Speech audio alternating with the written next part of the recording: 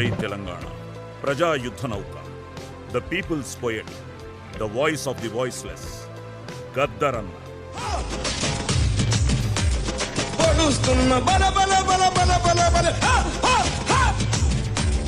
పొడుస్తున్న పొత్తు మీద నడుస్తున్న కాలమా పోరు తెలంగాణమా పోరు తెలంగాణమా కోట్లాది ప్రాణమా. ఇవి భారతదేశ పల్లె ప్రజలు గద్దర్ గారికి అందించిన అత్యున్నోత్తమమైన బిరుదు. గద్దర్ కోట్లాది ప్రజల గొంతుక. పాటకు విప్లవ బాటను చూపిన పేరే గద్దర్.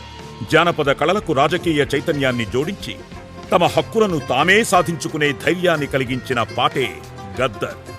రైతులు, వ్యవసాయ కూలీలు, మహిళలు, అణగారిన వర్గాలు, బహుజనులు మరియు కార్మికుల జీవన అనుభవాల నుంచి పుట్టినవే ఆయన పాటలు. తన తల్లి లచ్చుమమ్మ పాడిన జానపద పాటలే గద్దరన్న గారికి కళాత్మక బీజాలు వేశాయి. తన 10వ ఏట నుంచే కళా ప్రస్థానానికి అడుగులు మొదలయ్యాయి.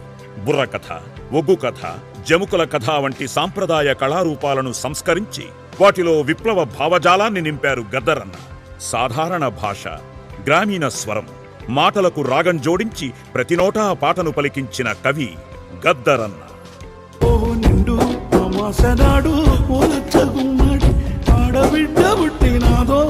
1969 తొలిదశ తెలంగాణ పోరాటం నుంచి ఊరు మనదిరా ఈ వాడ మనదిరా అనే గీతం.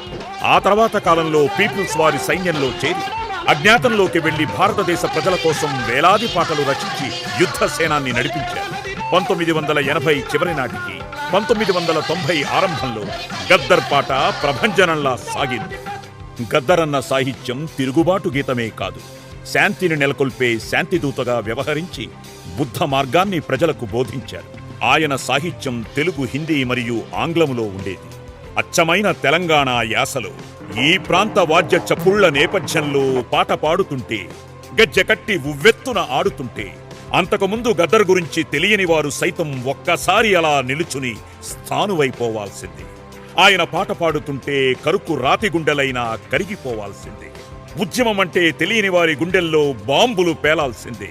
తనను అనుకరిస్తూ లక్షలాదిగా కళానాయకులను తయారు చేసిన ఘనత గద్దరన్నకే దక్కుతుంది. 1990 వరంగల్ రైతు కూలి మహాసభల్లో ఈ సభకు 10 లక్షల మంది ప్రజలు స్వచ్ఛందంగా కేవలం గద్దర్ గారిని చూడటానిచ్చారని ఈనాటికి యూట్యూబ్ లో సభకు సంబంధించిన దృశ్యాలే సాక్ష్యంగా నిలుస్తున్నాయి. మూగబోయిన గొంతులో రాగమెవరు తీసెదరు, ఆ జీరబోయిన గొంతులో జీవమెవరు పోసెదరు.